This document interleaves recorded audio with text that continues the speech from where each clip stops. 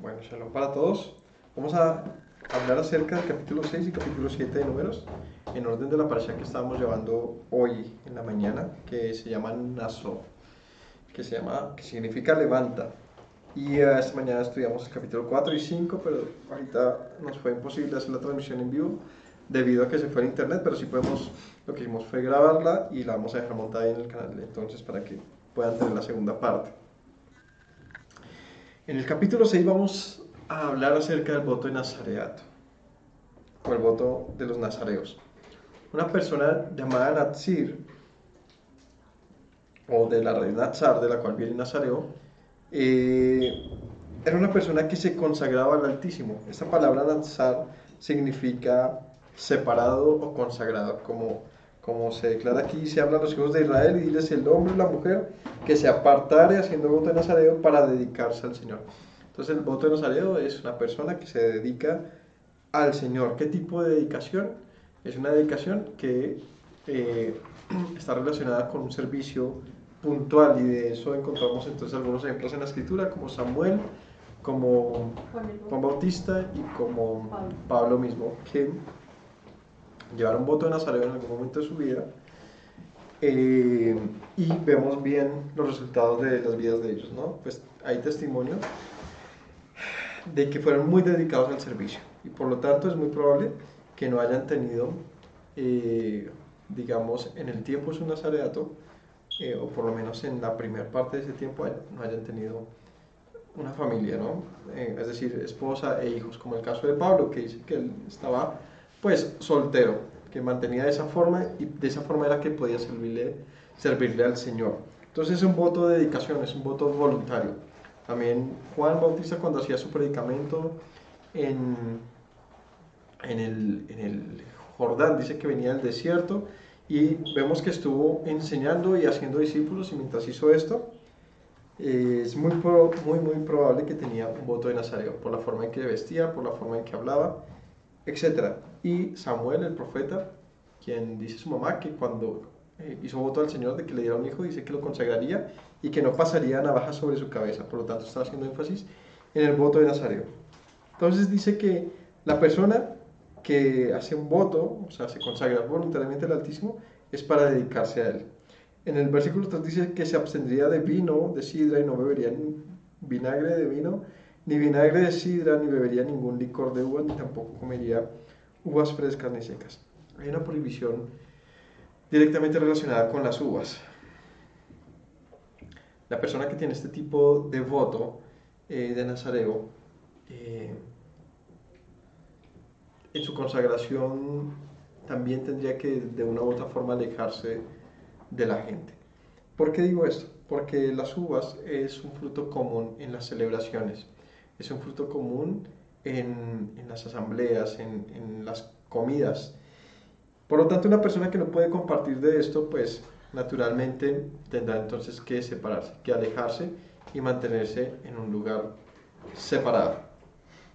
Entonces, este voto de consagración justamente mantiene a este tipo de personas separadas de los demás, diferentes, ¿no? Eh, en el versículo 4 dice que todo el tiempo es un nazareato, de todo lo que se hace de la vid, desde los granillos hasta los viejos no comerá. Entonces vemos, el énfasis puntual es de la uva, como fruto. Y para aquel que conoce una familia judía, sabrá que tradicionalmente no, el vino es parte del día a día. Siempre hay una botella de vino, siempre hay una copa, siempre hay uvas, siempre hay postres con todo este tipo de, con esta frutilla, y que tú no puedas participar en ello, en cierta forma, es una separación social. ¿Listo? 5. Todo el tiempo de su voto no pasará navaja sobre su cabeza hasta que sean cumplidos los días de su apartamiento al Señor. Será santo, dejará crecer su cabello. Todo el tiempo, listo. Será santo todo este tiempo y no pasará cuchilla sobre su cabeza. Entonces el nazareo tiene también el mandamiento de que no se corte el cabello. ¿Qué podemos aprender de esto? Bueno, ¿cuándo lo podía cortar? Al terminar el voto. Cuando terminaba el voto, inmediatamente se rasuraba y se cortaba todo su cabello. Pero mientras tuviese un nazareo, su cabello debía crecer de una forma natural y no podía cortarlo. como hemos estudiado en muchos pasajes, el cabello largo eh, fue muy común en guerreros, en hombres, en los hombres en general. El cabello y su barba era parte identificativa de honra y prestigio. Y muchos pasajes también nos hablan de rasurarse, de quitarse la barba o el cabello, era todo lo contrario, objeto de deshonra. De hecho, la escritura prohíbe al hombre hacer tonsura en su cabeza y hacer un tipo de cortes, digamos, o de calvearse la cabeza. Eso no eres honroso en este sentido, en la escritura.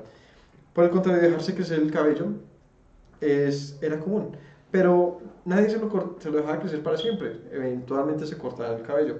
El voto de Nazaret hacía que una persona mantuviese todo el tiempo de su nazareato el cabello hasta donde creciera. Y hay que también ver aquí que es un voto que puede hacer un hombre o una mujer. El no dejarse crecer el cabello hasta el último día del nazareato nos podría quedar a entender que los votos de Nazareo pueden durar mucho tiempo, muchos años, y que llega un punto en que es evidente quién tiene un voto de Nazareo debido a la gran cantidad de cabello que tuviese, y sería la corona o la, digamos, representación o la señal de su nazareato. Tampoco podría acercarse a persona muerta, ¿verdad? En el versículo 6. Ni aun por su padre, ni por su madre, ni por su hermano, ni por su hermana podrá contaminarse cuando mueran, porque la consagración de su Dios tiene sobre su cabeza. Todo el tiempo su nazareato será santo para el Señor. Si alguien muriese súbitamente junto a él, su cabeza consagrada será contaminada. Por tanto, el día de su purificación, raerá su cabeza al séptimo día, la raerá, y al octavo traerá 2 tórtolas. Bueno, el que tocase muerto, ¿qué pasa? Hay varios mandamientos en la escritura acerca de lo que contamina al hombre, de las cosas que lo hacen impuro delante del Señor. Y el tocar muerto es una de estas, traería impureza. Una persona que está consagrada al Señor tiene el mismo nivel o la misma importancia o significado que cualquier objeto de santidad. Entre estos, las cosas consagradas al Altísimo son las que están dentro del tabernáculo, son las cosas que se utilizaron para el tabernáculo, que se ofrecían en el tabernáculo, y también los que trabajaban en el tabernáculo, me refiero a los sacerdotes. A ellos fueron llamados santos o consagrados. Una persona que hacía el voto de Nazareo, también en su consagración, justamente se hacía santo, y la señal de su santidad era justamente el cabello que tenía encima acumulado. Entonces, evidentemente, en un pueblo donde todo el mundo tiene cierto corte, cierto peinado, cierta cantidad de cabello, seguramente sería notorio ver a una persona con 10 años de cabello, o 20, o quién sabe cuántos años acumulados. Seguramente tuviera algún tipo de, no sé, de corte o peinado, de peinado más bien, que manifestase su tiempo de consagración. Era algo evidente. Y debía abstenerse de contaminación. El pecado grande, uno de los pecados grandes de Sansón, no fue revelar su secreto. El pecado grande de él fue que él nunca valoró su nazareato. Él no le importaba tener nada, lo único que sabía era que era un hombre fuerte. Pero aunque él fue consagrado, el Señor le ordenó a su padre y a su madre que él no cortarse su cabello como señal de que era un hombre consagrado al Altísimo. No le importó, y él, en todo lo que leemos acerca de Sansón, permaneció viviendo como una persona cualquiera. Es decir, él no honró esa consagración que el Señor le había traído. Por lo tanto, él fue un hombre que, si bien fue usado por la mano del Señor, murió también joven. Entonces, el que hace un voto de Nazareo tiene que hacerlo conscientemente, tiene que saber lo que está haciendo.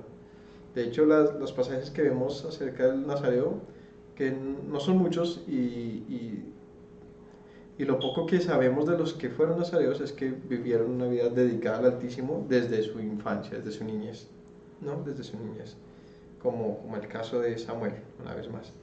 Entonces, una persona con nazareato es muy probable que no tuviese esposa ni hijos, de tal forma que pudiera dedicarse de lleno a ese servicio al Altísimo o a esa dedicación. Porque una persona no puede servir a dos. O sea, como también Pablo dice, es mejor que no se case el que quiera servir al Señor, porque tendrá que estar pendiente de su esposa y servirle a ella y no podrá dedicarse de pleno a ella. Por eso entiendo que Pablo seguramente por eso lleva un voto de Nazareo.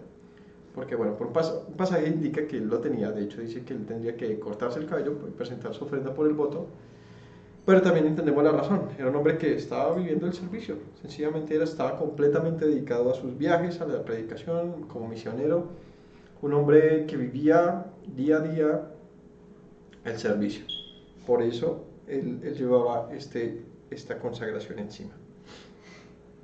Entonces, pero si por alguna razón se contaminase, como en el caso de tocar un muerto, es decir, no estaba buscando pecar ni hacer nada, simplemente pasó que se le murió alguien al lado y lo tocó, ¿qué dice? Tendrá que purificarse como cualquiera que toca muerto, al séptimo día, pero tendría que rasurar su cabeza, o sea, terminar su voto. 10. El día octavo traerá 2 tórtolas o 2 palominos al sacerdote a la puerta del tabernáculo de reunión, y el sacerdote ofrecerá uno para expiación y el otro para holocausto. Hará expiación de lo que pecó a causa del muerto y santificará su cabeza en aquel día.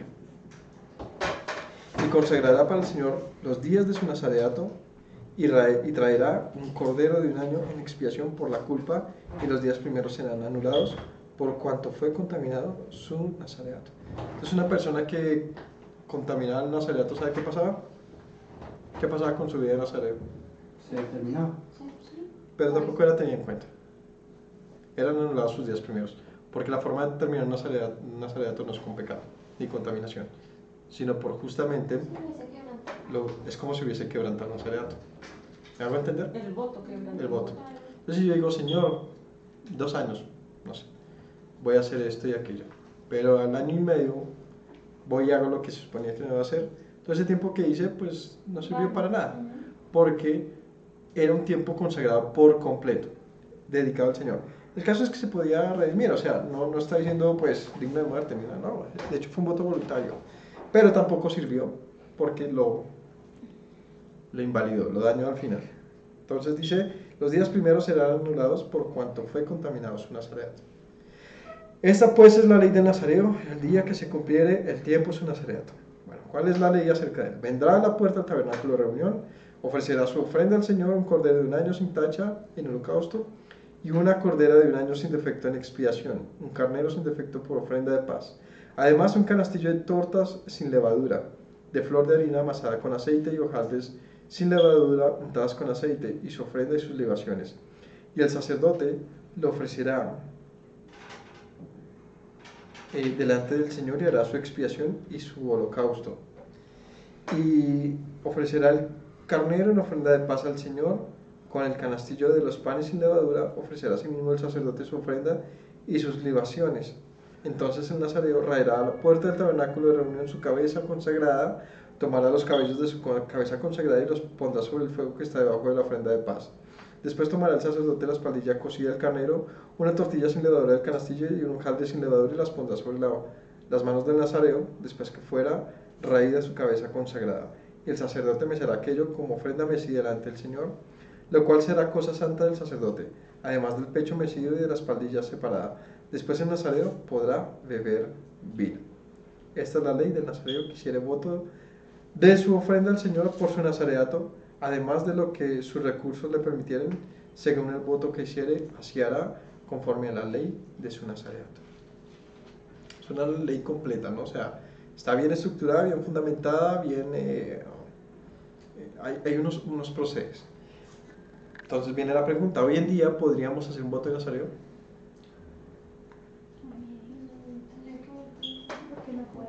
No se puede terminar. Entonces, si se arranca y no se termina, pues es como si no se hubiera hecho. Sí, parte del voto del nazareo es la ofrenda del voto de nazareo. Por lo tanto, sí, si lo inicias no lo puedes terminar. Porque no es, o sea, uno puede representar en la vida lo que uno quiera representar. Puedes decir, dejarte crecer el cabello hasta donde quieras y dejar de tomar vino y tal, pero es solamente ser una figura de esto. O sea, literalmente cumplir este mandamiento tendría que hacerse bajo estos parámetros, donde al terminar tuvieses que ir a presentar una ofrenda con relación a eso mismo que estás haciendo. Es parecido al asunto del Pesaj que celebramos. Lo celebramos, pero no lo podemos celebrar tal cual. porque, o muchas cosas que hacemos hoy en día, estamos limitados en el sentido que no podemos, la cuenta del Homer, no mecimos ningún trigo ni ningún grano ni nada como seguramente se habría hecho en la época. Hacemos son cosas semejantes o comparativas que nos traen una enseñanza, pero no podemos hacerlas tal cual. De esta forma, el que quisiera, pues seguramente, claro, puede consagrarse, o sea, puede tratar de hacer esto, pero la verdad no sería literalmente una consagración. ¿Por qué no? Porque solamente podemos cumplir con algo que el Señor ha dicho cuando Él lo ha dicho. Si no estamos haciendo tal cual, solamente estamos haciendo un parecido a algo, una semejanza. Entonces, el voto del Nazareo está ligado a un sacerdote también que valide esto y que reciba la ofrenda de ello. Por eso es que Pablo, cuando hace su voto de Nazareo, dice que tenía que ir a presentar la ofrenda correspondiente al voto de Nazareo, en una época que todavía estaba el templo y que muestra que Pablo iba conforme a la ley normal. ¿Listo? Entonces, termina aquí, en el versículo 22, con una bendición, la bendición sacerdotal, que muchas veces, o más bien cada Shabbat, nosotros oramos, con la cual bendecimos a nuestras familias. Dice aquí la bendición sacerdotal, número 6, 22. Yahweh habló a Moisés diciendo: habla a Aarón y a sus hijos y diles: así bendeciréis a los hijos de Israel, diciéndoles: Yevarejeja Adonai beishmereja, Yaher Adonai panameleja bijuneja, Isa Adonai panameleja beyashem leja shalom.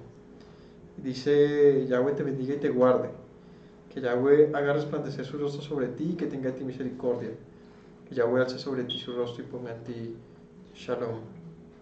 Y dice: y pondrán mi nombre sobre los hijos de Israel y yo los bendeciré. Este pasaje es súper bonito y es una proclamación que el Señor ordenó que Aarón hiciese sobre Israel, Aarón y sus hijos. Así serían benditos los hijos de Israel. ¿Cómo?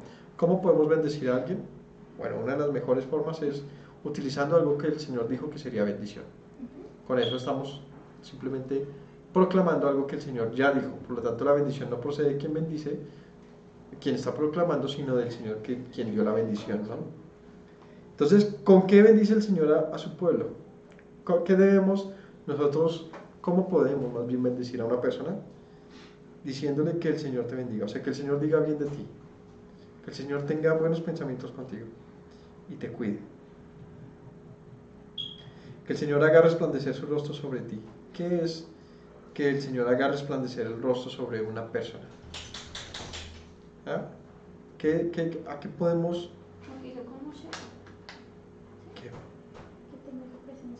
Sí, pues Antonio el Eterno posaba sobre él cuando él andaba, pero porque él andaba conforme al Eterno, ¿no? O sea, tenía ¿cómo se llama eso? Comunión con el Eterno. Sí, aquí está relacionada a la misericordia. ¿Sí? Esto de haga resplandecer su rostro y alzar su rostro es como que te mire, que el Señor vuelva su rostro, que mire hacia ti, que se compadezca de ti, que haga que su misericordia nazca sobre ti, sobre tu rostro. El Señor alce sobre ti su rostro y ponga en ti paz. ¿Qué es lo que tú puedes ver? ¿Cómo puedes bendecir a tus hijos sino diciéndoles que el Señor se apiade de ellos, que los guarde y que su reflejo sea sobre ellos, que su misericordia, que su bondad sea sobre ellos? Esa es la forma de bendecir a nuestros hijos. De desearle algo bueno a alguien es diciéndole que el Señor se compadezca de él. Porque cuando el Señor no se compadece de alguien es peor que la muerte, es la misma muerte. Una persona a quien el Señor no mira, a quien el Señor no escucha, es como si no existiese. Porque existimos en Él, por Él y para Él, y si esa persona no tiene el Altísimo, pues es como vivir en maldición. Por lo tanto, ¿cómo puedes bendecir a alguien? Proclamando esto, enmárcalo, guarda este pasaje y díselo a tus hijos. Es algo de lo cual el Señor dice: dilo así, bendice así a los hijos de Israel. Y de esa forma dice: pondrán mi nombre sobre los hijos de Israel y yo los bendeciré. Entonces, para que el Señor bendiga a tus hijos, proclama esto, hazle saber a tu hijo que por el Señor es que viene la bendición y que su nombre esté sobre tus hijos. Ofrendas para la dedicación del altar. Aconteció que cuando Moisés hubo acabado de levantar el tabernáculo y los hubo ungido y santificado con todos los utensilios y asimismo ungido y santificado el altar y todos sus utensilios, entonces los príncipes de Israel, los jefes de las casas de sus padres, los cuales estaban sobre los contados, ofrecieron y trajeron sus ofrendas delante del Señor: 6 carros cubiertos y 12 bueyes, por cada 2 príncipes un carro y cada uno un buey, y los ofrecieron delante del tabernáculo.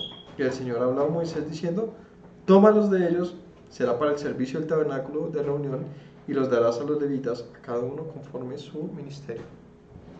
Bueno, la dedicación del altar, ¿no? Esto es cuando, ¿qué pasa aquí? Es la inauguración, ¿no? Ya Moisés erigió, levantó el tabernáculo. Esto no está narrado de una forma necesariamente cronológica, está contando varios sucesos. Y aquí está hablando cuando ya se había erigido el altar y el tabernáculo. ¿Qué pasó? La gente empezó a llevar ofrendas para la dedicación. Y dice el Señor, le dice a Moisés: toma la ofrenda. Serán para el servicio del tabernáculo de reunión, los darás a los levitas, a cada uno conforme a su ministerio. Entonces Moisés recibió los carros y los bueyes y los dio a los levitas. 2 carros y 4 bueyes dio a los hijos de Gersón conforme a su ministerio.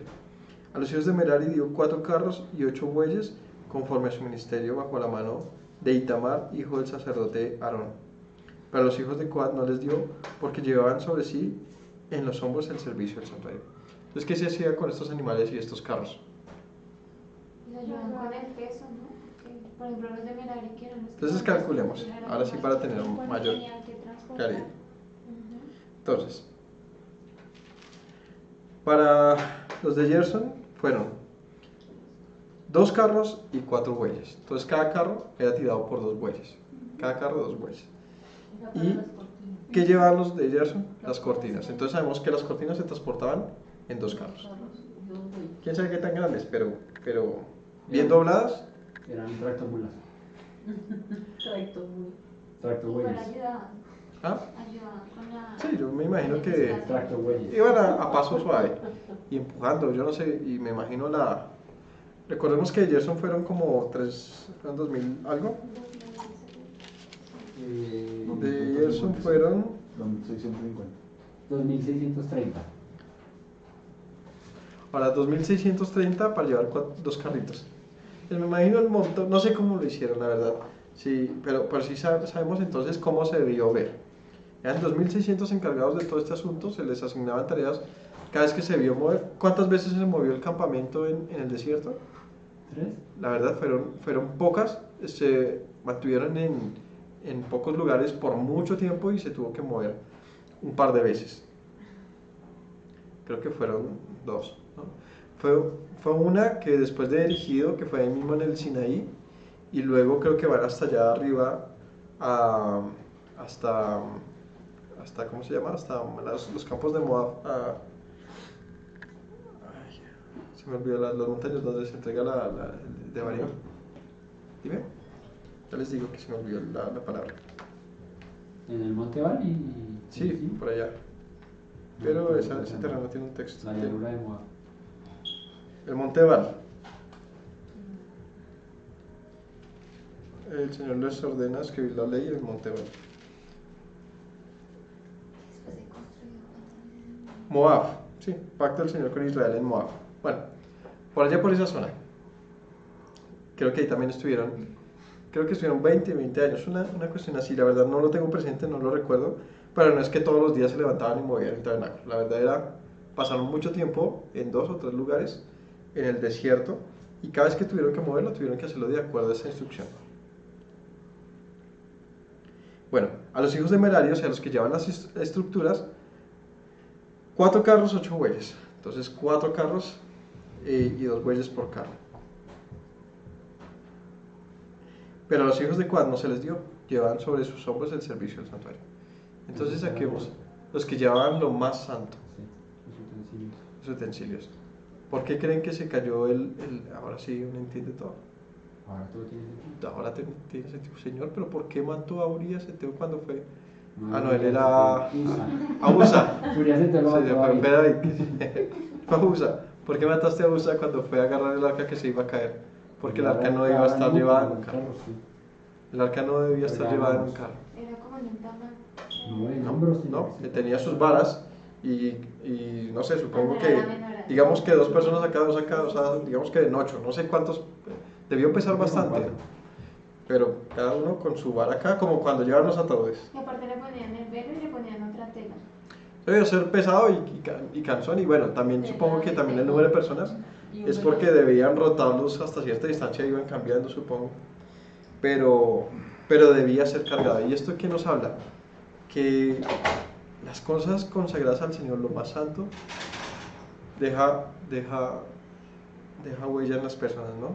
Tiene que cargarse a hombro, a mano limpia. Esto no puedes como pasárselo a alguien más. Tienes que poner tu responsabilidad, tienes que levantar el ministerio, cargar la presencia del Señor, tiene que hacerse a hombro.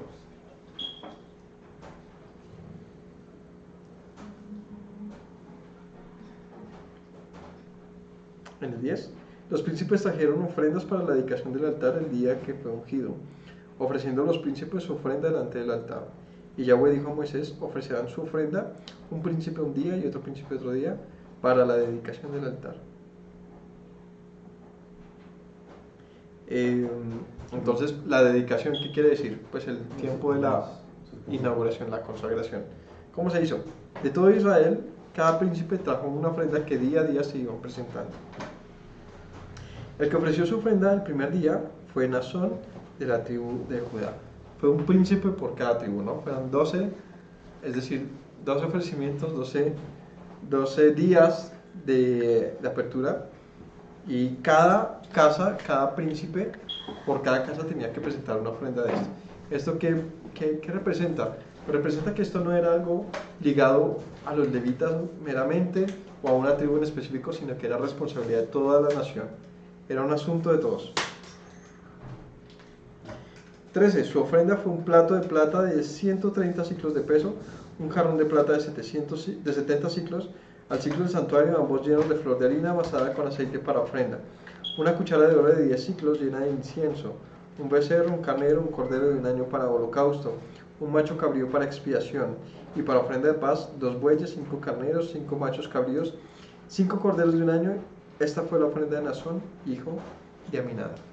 Entonces cada casa empezó a llevar de lo mejor para la dedicación, es decir, cosas que fueron usadas en el servicio del tabernáculo. Esta parte se les puede parecer a muchos algo, digamos, denso, porque va a empezar a repetir lo mismo de uno y de otro, pero igual, ¿qué podemos aprender de esto? Que para el Señor no hay diferencia. La ofrenda de uno es importante y tan importante como la ofrenda del otro, al punto que Él le dedica tiempo para que lo entendamos. Por lo tanto, no menosprecies la ofrenda de tu hermano, ni la tuya la tengas en poco, para el Señor es importante. Amén. El segundo día ofreció Natanael, hijo de Suar, príncipe de Isaacar. Ofreció como su ofrenda un plato de plata de 130 ciclos de peso y un jarro de plata de 70 ciclos, al ciclo del santuario, ambos llenos de flor de harina amasada con aceite para ofrenda. Una cucharada de oro de 10 ciclos llena de incienso, un becerro, un carnero, un cordero de un año para holocausto, un macho cabrío para expiación, y para ofrenda de paz, 2 bueyes, 5 carneros, 5 machos cabríos, 5 corderos de año y 5 corderos de un año. Esta fue la ofrenda de Natanael, hijo de Suar.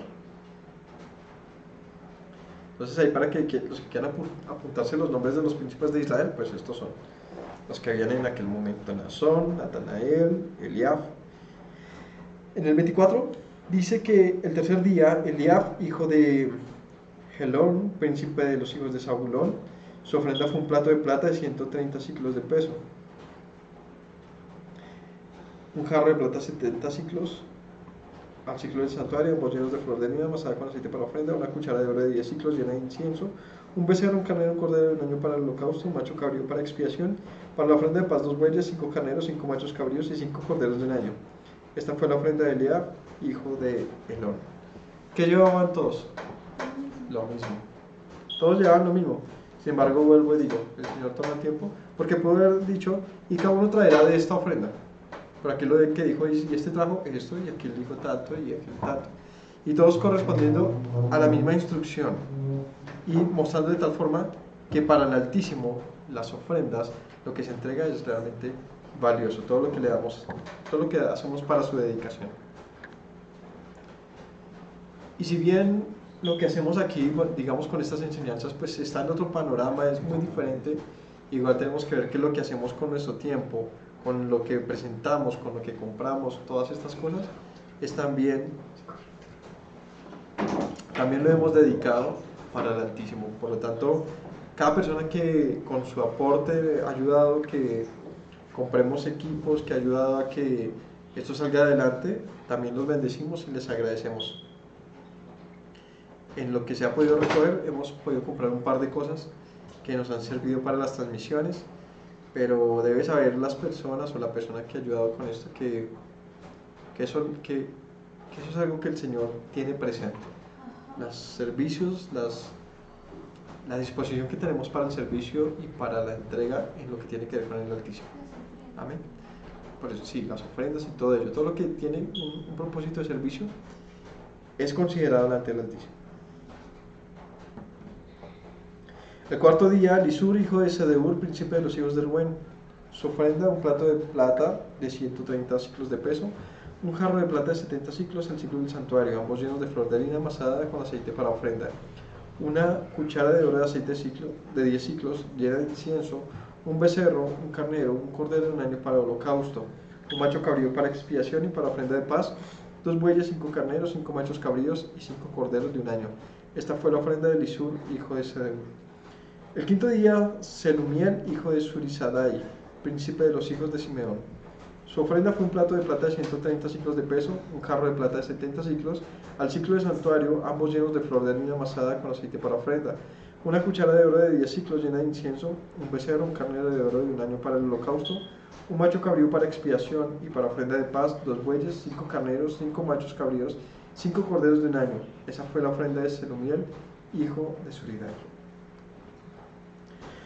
El sexto día, Elisaf, hijo de Deuel, príncipe de los hijos de Gad. Su ofrenda fue un plato de plata de 130 ciclos de peso y un jarro de plata de 70 ciclos. Ciclo del santuario, ambos llenos de flor de harina amasada con aceite para ofrenda. Una cuchara de oro de 10 ciclos llena de incienso, un becerro, un carnero, un cordero de año para holocausto, un macho cabrío para expiación y para ofrenda de paz 2 bueyes, 5 carneros, 5 machos cabríos y 5 corderos de un año. Esta fue la ofrenda de Elisaf, hijo de Deuel. El séptimo día, el príncipe de los hijos de Efraín, Elisama, hijo de Amiud, y su ofrenda fue un plato de plata de 130 ciclos de peso, un jarro de plata de 70 ciclos al ciclo del santuario, ambos llenos de flor de harina amasada con aceite para ofrenda. Una cuchara de oro de 10 ciclos llena de incienso, un becerro, un carnero, un cordero de un año para holocausto, un macho cabrío para expiación y para ofrenda de paz, 2 bueyes, 5 carneros, 5 machos cabríos, 5 corderos de un año. Esta fue la ofrenda de Elisama, hijo de Amiud. El octavo día, el príncipe de los hijos de Manasés, Gamaliel, hijo de Pedasur. Su ofrenda fue un plato de plata de 130 ciclos de peso, un jarro de plata de 70 ciclos al ciclo del santuario, ambos llenos de flor de harina amasada con aceite para ofrenda, una cuchara de oro de 10 ciclos llena de incienso, un becerro, un carnero, un cordero de un año para holocausto, un macho cabrío para expiación y para ofrenda de paz, 2 bueyes, 5 carneros, 5 machos cabríos y 5 corderos de un año. Esta fue la ofrenda de Gamaliel, hijo de Pedasur. El noveno día, el príncipe de los hijos de Benjamín, Abidán, hijo de Gedoni.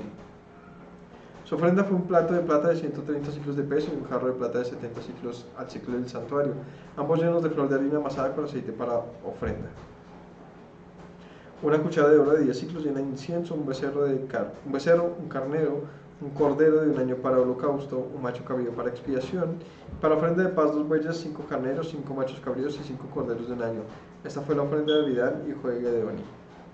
El décimo día, el príncipe de los hijos de Dan, Ahiezer, hijo de Amisadai, su ofrenda fue un plato de plata de 130 ciclos de peso, un jarro de plata de 70 ciclos al ciclo del santuario, ambos llenos de flor de harina amasada con aceite para la ofrenda, una cuchara de oro de 10 ciclos llena de incienso, un becerro, un carnero, un cordero de un año para el holocausto, un macho cabrío para expiación, y para ofrenda de paz 2 bueyes, 5 carneros, 5 machos cabríos y 5 corderos de un año. Esta fue la ofrenda de Eliezer, hijo de Amisadai.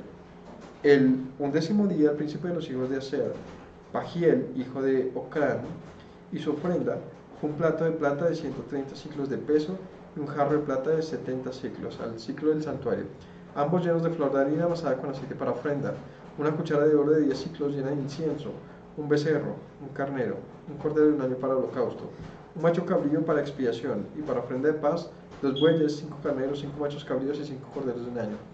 Esta fue la ofrenda de Pagiel, hijo de Ocrán. El 12º día, el príncipe de los hijos de Neftalí, Ahira, hijo de Enán.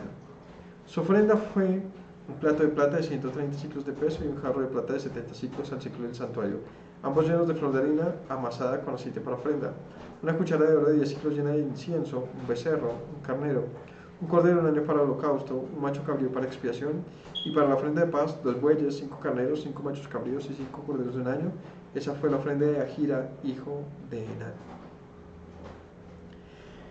Esta fue la ofrenda que los príncipes de Israel ofrecieron para dedicar el altar al día que fue ungido. 12 platos, entonces en total, 12 platos de plata, 12 jarros de plata, 12 cucharas de oro, cada plato de 130 ciclos y cada jarro de 70. Toda la plata de la vajilla, 2.400 ciclos, al ciclo del santuario. Las 12 cucharas de oro llenas de incienso, de 10 ciclos cada cuchara al ciclo del santuario, todo el oro de las cucharas, 120 ciclos. Todos los bueyes del holocausto, 12 becerros, 12 carneros, 12 corderos de un año, con su ofrenda, 12 machos cabríos para expiación, y todos los bueyes de la ofrenda de paz, 24 novillos, 70 los carneros, 60 los carneros, 60 los machos cabríos y 60 los corderos de un año. Esta fue la ofrenda para la dedicación del altar después de que fue ungido, cuando entraba Moisés en el tabernáculo de reunión para hablar con Dios. Bueno, hasta aquí. Entonces vimos que se presentó una gran ofrenda de dedicación, una ofrendatón, sí, literal, una por cada tribu, y cumplió con este número que aparece acá. Muy interesante, porque con eso se haría el servicio, ¿no? Con eso mismo es que se harían las libaciones y los servicios.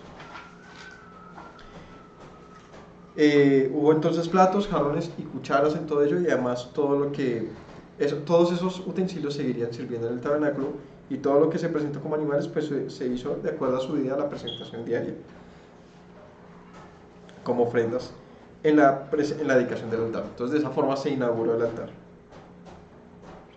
Bueno, y yo sé que esto suena un poquito denso, por eso lo leí, pero tiene su mismo honor, ser palabra del Altísimo, entonces lo leímos por completo.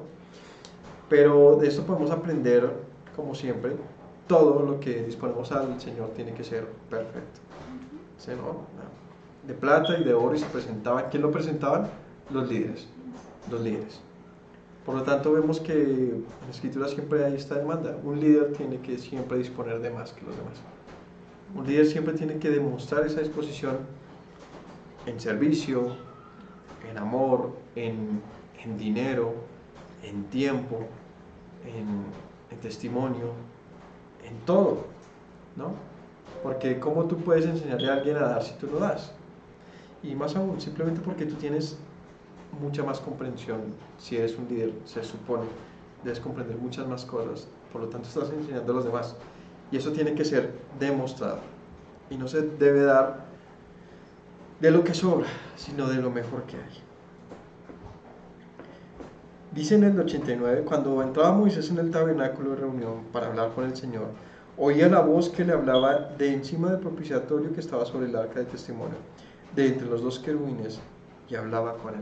Pero Moisés tuvo tal vez una de las mayores experiencias que hay en toda la Escritura que cualquier hombre haya podido ver, oír, sentir, porque él tenía un privilegio sobre los demás, y es que aunque él no era sumo sacerdote, él tenía una conexión muy íntima con el Altísimo que ni siquiera Aarón pudo tener. Aarón nunca pudo tener lo que Moisés pudo tener, lo que Moisés tuvo más bien. Moisés tenía el Señor tiene una relación muy especial con Moisés. Desde que lo llamó en la zarza, nadie ha visto lo que Moisés ha visto. Y Moisés estaba delante del arca y hablaba con él entre los querubines. Oía allí su voz, su presencia pasaba de esta forma.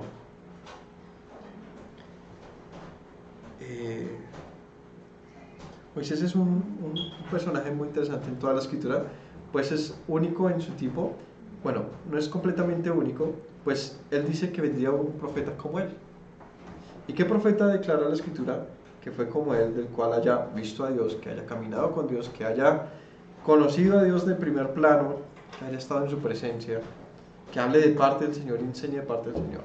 Solo conocemos a uno y se llama Yeshua HaMashiach, Jesucristo, como le conocen muchos. Nos presenta al Señor de la misma forma que Moisés. Nos presenta un camino así, diciendo: esto ha descendido del Padre, Él me lo ha dicho y lo que Él me ha dicho, esto se los digo. Tal cual como Moisés, Él ha podido estar en la presencia del Señor y manifestar lo que ha conocido. Porque cuando Moisés salía del lugar santísimo en el cual hablaba con el Señor, ¿qué hacía? Comunicaba al pueblo lo que el Señor le dijo, de la misma forma que el Mesías lo hizo. Solamente que el Mesías no en un santuario terrenal, sino él directamente del santuario celestial trae la palabra del Señor. Amén. Bueno, esta es el resto que falta, la verdad no era mucho, pero creo que sí podemos con cada palabra aportar algo a nuestra vida. Tenemos que tener la capacidad de absorber como las esponjas cualquier gota, cualquier cosa que parezca que no tiene mayor enseñanza. La verdad es que cuando la lees una y otra vez te das cuenta de la gran enseñanza que hay en la escritura, en cada pasaje, la forma en que suceden las cosas, en las cuentas, en el número de ofrendas, de testimonios, de las medidas, en todo hay una enseñanza. Y pues nada, hoy queremos aprender de la escritura lo que el Señor nos haya podido enseñar acerca del nazareato, acerca de bendecir a nuestros hijos, acerca de qué pasa cuando adulteramos, cuando traemos infidelidad a nuestro hogar, el daño que puede causar esto, que es comparable a la muerte. Hablamos del perdón bastante, esa parte. Espero que todos hayamos podido aprender algo de ahí, porque son cosas que no son comunes. Unas no tanto, ¿no? Como este asunto de, bueno, ¿y qué me sirve leer que trajeron 1200 bueyes y becerros y no sé cuántas de cada cosa? Pues de pronto no te aporte mucho ahorita, pero sé que de toda la parasha, una parte sí te puede aportar hoy, para esta noche, para ahorita mismo. Y por lo menos lo que tiene que ver con los celos, lo que tiene que ver con el adulterio, lo que tiene que ver con el arrepentimiento, sé que nos puede aportar algo para empezar a hacer de una vez. Y la bendición y el nazareato. Entonces, como decía, puede que no podamos cumplir el nazareato tal cual como está ahí, pero sí podemos hacer una cosa. Como Daniel, proponer no pecar, consagrar nuestra vida al Altísimo en lo que podamos. ¿Yeshua tenía voto de Nazareo? No. Pues, ¿qué hizo? No, porque de hecho en las bodas no tomó vino y todo. Él era acusado de ser un bebedor y comelón, ¿se acuerdan? ¿Por qué? Porque es que si él hubiese tenido voto de Nazareato, no habría podido compartir con la gente como él tenía que ser. Simplemente por eso, no es porque fuera un bebedor, obviamente no. Él no requiere de esas cosas, pero sí tenía que entrar a las casas de los pecadores. Y una de las formas era participando con ellos, obviamente en todo lo que es lícito, como dice Pablo. Entonces, era mal visto por muchos porque, como leíamos esta mañana, fue a la casa de un pecador, no sabe que es un publicano, un pecador. No le importaba lo que dijesen, porque él iba a llevar salvación a esas casas.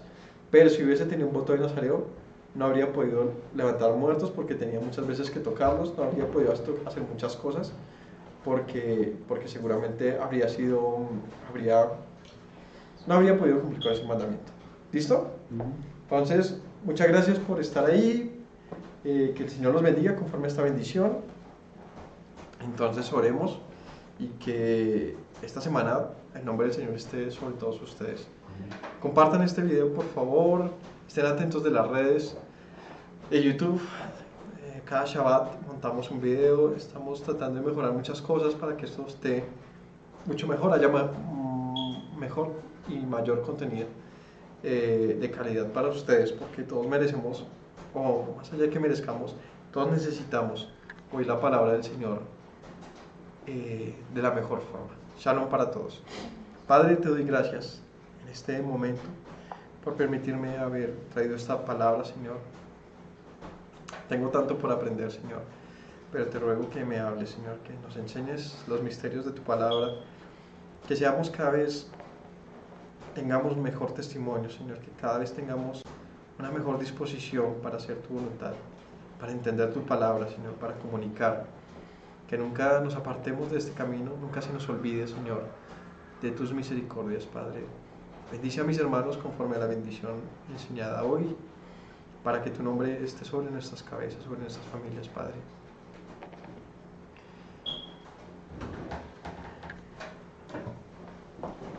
Entonces los invito a orar por sus familias, que agarren a sus esposas, a sus hijos, a sus familias, y conmigo proclamen estas palabras sobre ellos.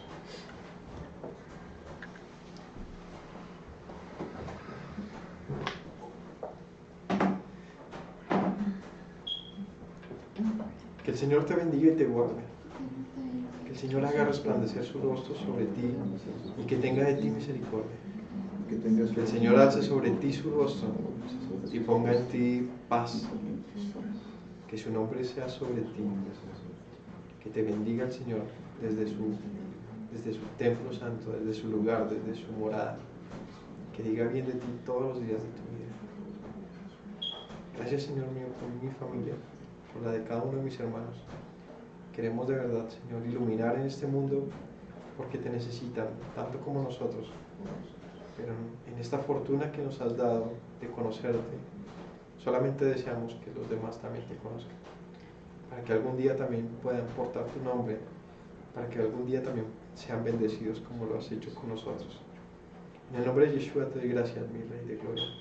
Amén. Amén. Amén. Gracias. Toda Jorge. Shalom, muchas gracias. Bendición para todos, que tengan una excelente semana. Shalom.